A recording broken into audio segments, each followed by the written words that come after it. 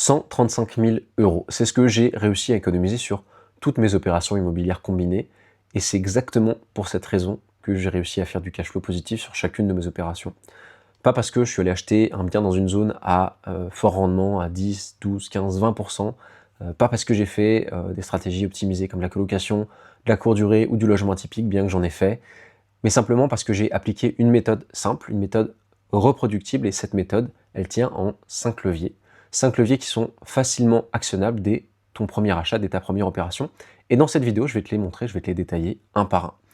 Mais avant ça, je vais te dire un truc qui va peut-être te surprendre venant de moi si tu regardes mes vidéos. Le cash flow, certes, c'est pas ce qui t'enrichit, mais pourtant, c'est quand même important d'en avoir et je vais t'expliquer pourquoi. Alors, effectivement, je ne cesse de répéter que le cash flow, c'est du confort, c'est pas de l'enrichissement réel.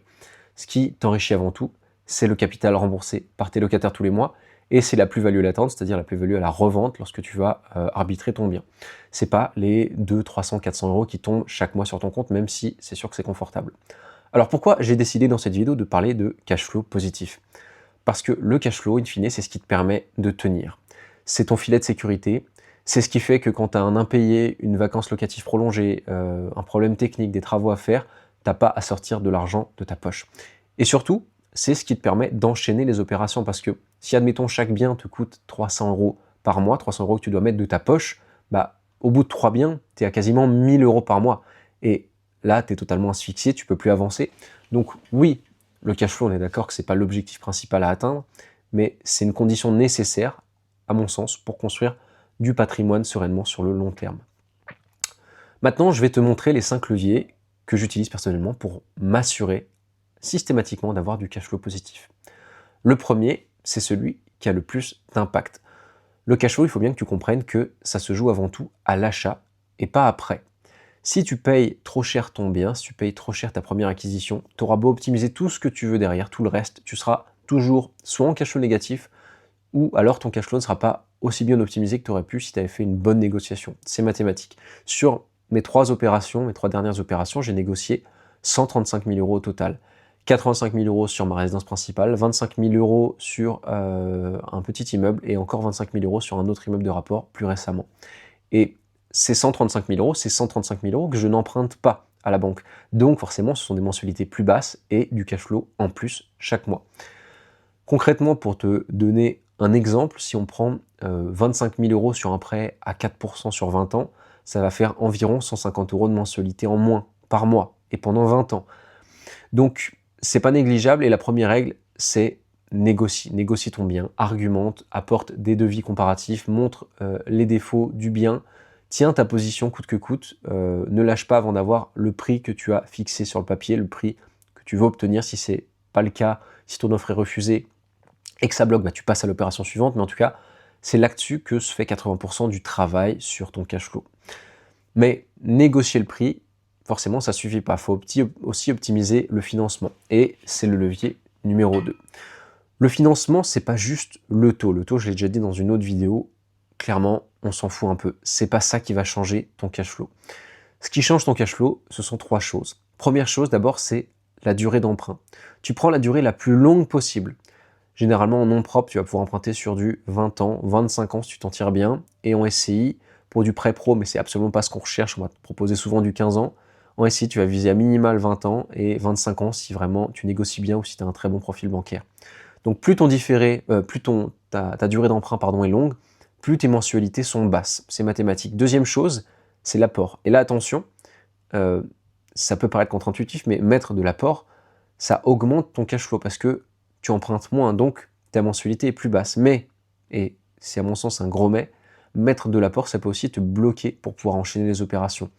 Parce que cet argent que tu mets dans un projet X, bah, tu l'auras plus finalement pour le projet suivant, pour le projet Y. Donc, c'est un arbitrage à faire selon ta situation et tes objectifs actuels. Mais si en tout cas tu as beaucoup de trésorerie et que tu veux maximiser le cash flow sur un projet, tu peux te permettre de mettre de l'apport. Maintenant, si tu veux pouvoir enchaîner rapidement, c'était aussi un gros capital de départ qui va être important pour pouvoir emprunter des gros montants de manière sécuritaire et justement obtenir le financement à 110%, bah, vise plutôt cette stratégie-là. Troisième chose, c'est le différé d'emprunt. C'est un critère qui, à mon sens, est trop souvent négligé. Alors, le différé, c'est quoi? C'est une période pendant laquelle tu ne rembourses pas de capital, voire même rien du tout, seulement l'assurance. Ça te permet quoi? Ça te permet de te constituer de la trésorerie dès le départ. Sur mon dernier immeuble de rapport, j'ai négocié 2 ans de différé partiel, donc pendant 2 ans, je ne vais rembourser finalement que les intérêts. Et une fois que les travaux seront finis dans quelques mois, les loyers vont rentrer. Je vais me constituer un matelas de sécurité et c'est ça qui va me permettre de croître et d'enchaîner les opérations et d'éviter tous les imprévus, de pouvoir y pallier en tout cas.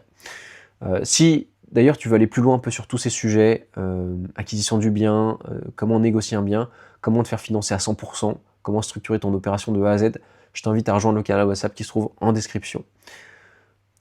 Beaucoup de personnes pensent que pour avoir du cash flow, il faut forcément aller dans des zones à haut rendement, donc des petites villes, des zones où les biens coûtent peu, voire pas cher.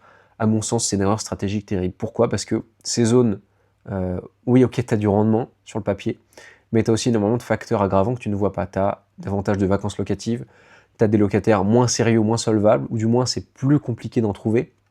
Tu as des biens qui ne se valorisent pas autant qu'ailleurs, et finalement ton cash flow réel est pas si bon que ça, une fois tout cumulé.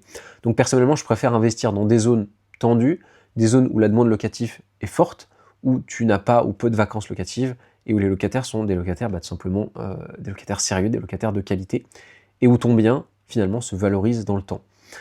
Le rendement sera un peu plus bas sur le papier, mais le cash flow réel sera souvent meilleur une fois que tu auras tout accumulé, une fois que tu auras tout combiné sur 5, 10, 20 ans. Parce que tu n'auras pas de mois sans locataire, tu n'auras pas d'impayé, tu n'auras pas de dégradation, de travaux à refaire derrière. Et surtout, tu t'enrichis vraiment parce que ton bien se valorise. Alors que dans une zone à 12, 15% de rendement, ton bien, il vaudra peut-être la même chose dans 10 ans, voire moins. Donc, zone tendue, demande forte. Mais il y a encore 2 leviers à activer, et le prochain levier, c'est à mon sens l'un des leviers les plus puissants, et c'est celui que la plupart des investisseurs, malheureusement, n'utilisent pas, ou en tout cas utilisent à mauvais escient. Qu'est-ce que c'est? Bien, c'est tout simplement, c'est la création de valeur. Qu'est-ce que j'entends par création de valeur? C'est simplement transformer un bien immobilier pour augmenter les loyers, augmenter le rendement. Ça peut être par exemple diviser un grand appartement, un grand T4, en 2 T2. Les 2 T2 loués séparément rapporteront plus qu'un seul T4. C'est la loi du marché, c'est la loi du prorata du prix au mètre carré, c'est-à-dire que plus un prix au mètre carré sera élevé, plus la surface sera petite. À l'inverse, plus le prix au mètre carré sera bas, plus la surface sera grande. Ça peut être également, je sais pas moi, aménager des combles, construire une mezzanine pour ajouter un lit et gagner des mètres carrés, transformer une dépendance en studio, créer une chambre supplémentaire simplement en cloisonnant ton bien de la bonne manière. À titre d'exemple, sur mon tout premier investissement, j'ai acheté un duplex d'environ 150 mètres carrés. Je l'ai divisé en 2 appartements et le résultat, c'est que les 2 loyers, donc j'ai un appartement de 90 mètres carrés et l'autre d'environ 50 mètres carrés, les 2 loyers séparés sont bien supérieurs à ce que j'aurais pu avoir avec un seul grand logement. Et d'ailleurs, j'aurais eu beaucoup plus de mal à trouver un locataire qui accepte de payer entre 1500 et 2000 € par mois de loyer. En plus de ça, tu crées de la valeur patrimoniale parce que actuellement, finalement, j'ai un petit immeuble de 2 lots. 2 lots séparés, ça vaut bien plus qu'un immeuble avec un seul lot global. Donc tu t'enrichis à l'achat et en parallèle, tu améliores ton cash flow. Le dernier levier, et c'est celui qui vient un peu en complément de tous les autres, qui vient un peu boucler la boucle, c'est le régime fiscal. Alors, c'est pas ce qui va te faire gagner ou perdre ton cash flow, même si ça peut, mais en tout cas, ça peut l'améliorer significativement. En LMNP, en loueur meublé non professionnel au régime réel, tu peux par exemple déduire tes charges et tes amortissements. Donc tu peux déduire l'amortissement du bien, l'amortissement des meubles, des travaux, même les frais de notaire, tu peux les amortir ou bien les passer en charge. En SCI et LIS, c'est la même chose, tu peux tout déduire, les charges, tu peux amortir le bien, les travaux. La différence en SCI, c'est simplement que tu vas être imposé à l'impôt sur les sociétés et pas à l'impôt sur le revenu. Donc tu peux finalement laisser les bénéfices dans la société pour réinvestir ou à terme, une fois que tu auras constitué assez de patrimoine, te les reverser en dividendes. Mais dans les deux cas, le résultat, c'est que tu payes peu, voire pas d'impôt sur les revenus. Pas d'impôt sur le revenu locatif pendant 5, 10, 15 ans si tu t'y prends bien, et ça améliore nettement ton cash flow. Alors attention, je ne dis pas que la fiscalité c'est le critère numéro 1 à regarder. La fiscalité, à mon sens, c'est une stratégie de gain petit, c'est à placer à la fin, et si tu te focalises dessus avant de commencer, vraiment tu perds des points et tu fonces droit dans le mur. La fiscalité, tu te penches dessus dès le départ, mais c'est vraiment le dernier critère, et une fois que tu as décidé ce que tu vas faire, tu fonces et tu t'arrêtes pas, et tu n'as plus rien à optimiser là-dessus. Mais en tout cas, ça vient en complément des autres leviers qu'on a vus dans cette vidéo, et ça peut clairement faire la différence. Donc maintenant, soyons clairs, si ton projet est bon à la base, si tu as acheté au bon prix, si tu as acheté dans la bonne zone, si tu as fait un bon financement, si tu as la bonne stratégie, si tu as fait de la création de valeur, le régime fiscal, ça vient juste optimiser le tout.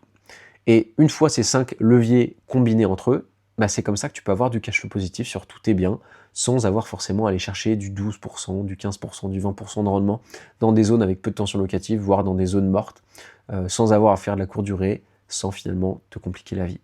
Et le plus important dans tout ça, c'est que ce cash flow positif, il te permet de continuer à investir, d'enchaîner les opérations et de construire du patrimoine, parce que finalement, c'est ça l'objectif, c'est de se constituer le plus gros patrimoine possible pour pouvoir vivre à la fin de ces rentes une fois tous les crédits soldés. Si jamais tu veux aller plus loin et apprendre à acquérir ton premier bien rentable qui dégage du cash flow dans les 4 prochains mois, je t'invite à rejoindre le canal WhatsApp sur lequel je publie du contenu que tu trouveras nulle part ailleurs pour y arriver. Le lien est en description. Sur ce, je te souhaite de passer une très bonne journée. On se dit à la prochaine.